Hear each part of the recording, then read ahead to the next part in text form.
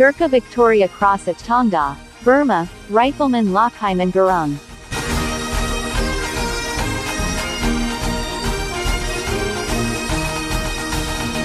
Lachhiman Gurung was born in the village of Dakani, in the Tanahu district of Nepal as a son of Kartaman Gurung, on the 30th of December 1917. An apocryphal story tells of Gurung's father sending the young man out to get cigarettes at the village store one day in 1940. He never got the cigarettes. According to the story, Gurung eventually returned, 5 years later, blind in one eye and missing his right hand. Allegedly, Gurung had met a friend in the village who told Gurung that he was enlisting in the British Army. The British were urgently recruiting, preparing for the coming war. In 1 year, Pearl Harbor would be attacked and the Japanese would rapidly advance through Asia. There was a required height of 5 feet to join the army, and Gurung was slightly below that. He stood just 4 feet 11 inches tall. Normally, he likely would have been rejected as a candidate, but with war in the east imminent, the British command accepted him into the Gurkha Rifles unit.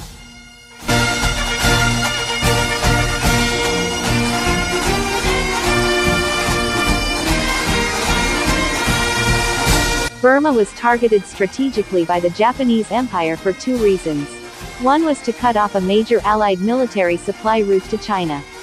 The other was based in ambition by the Japanese to reach the border of India and provoke a rebellion against the British Raj.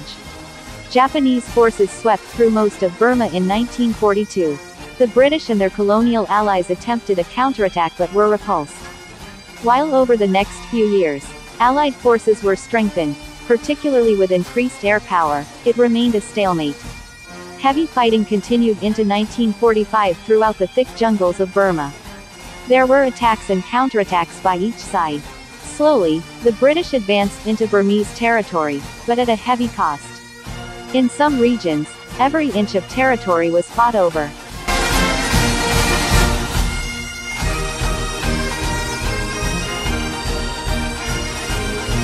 Toward the end of April 1945, the 89th Indian Brigade, under General Sir William Slim, was ordered to intercept and destroy a withdrawing Japanese force. Some of the units were detached and told to swing around to block the Japanese retreat. And that's where Lachhiman Gurung's 8th Gurkha Rifles were sent.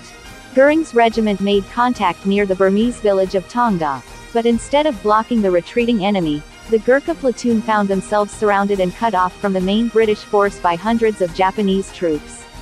A Japanese victory at this point would be a major setback for the British, so Gurung's units steeled themselves for a fight.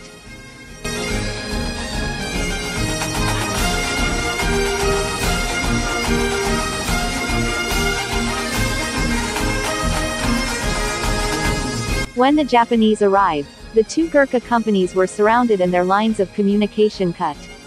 On the night of May 12, Rifleman Gurung was manning the forward post of his platoon almost 100 yards ahead of the main company.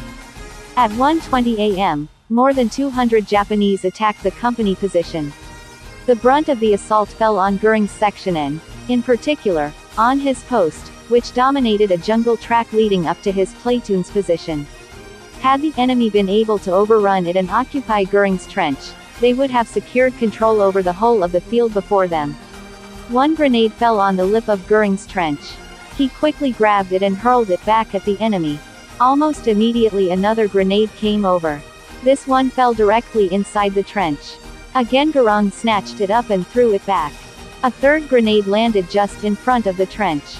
Gurung attempted to throw it back, but it exploded in his hand, blowing off his fingers, shattering his right arm and severely wounding him in the face, body and right leg. His 2 comrades were also badly wounded and lay helpless in the bottom of the trench. The enemy, screaming and yelling, now formed up shoulder to shoulder and attempted to rush the position by sheer weight of numbers. Gurung, regardless of his wounds, loaded and fired his rifle with his left hand and kept up a steady rate of fire.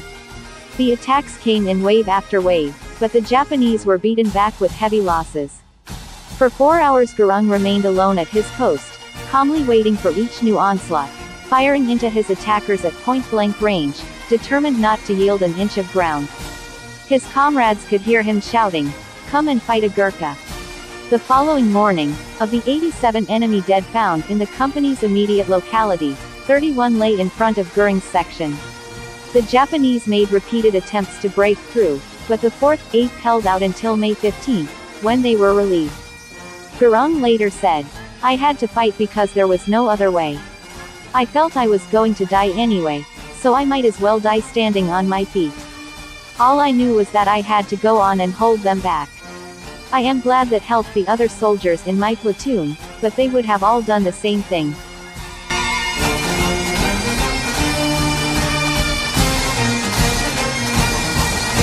Gurung was invested with the Victoria Cross by Lord Louis Mountbatten at a parade at the Red Fort in Delhi on December 19, 1945. After the action in which he won the Victoria Cross, Gurung was evacuated to hospital, but lost his right hand and the use of his right eye. He continued to serve with the 8th Gurkha Rifles but transferred to the Indian Army after independence in 1947. He retired in the rank of Havildar, the equivalent of sergeant, in the same year. Gurung married soon afterwards and had 2 sons and a daughter. Later, after the death of his wife, he had 2 sons from a second marriage. For the rest of his life, Lachhiman Gurung advocated for Gurkha veterans. He often traveled to Britain on behalf of veteran causes, always wearing his Victoria Cross proudly to public meetings. One of Gurung's causes was for the right of Gurkha military veterans and their families to settle in Britain. The campaign eventually succeeded. In 2008, Gurung himself moved to London, where he lived until his death on the 12th of December 2010, aged 92 of pneumonia, and was buried in Chiswick New Cemetery. He left his second wife and 5 children. His medals were donated to the 4th Battalion, 8th Gurkha Rifles. The Burma campaign has been called the Forgotten War.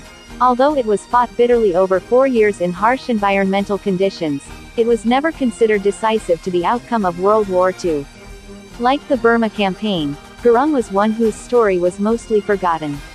Yet, he single-handedly performed one of the most heroic actions in all of World War II.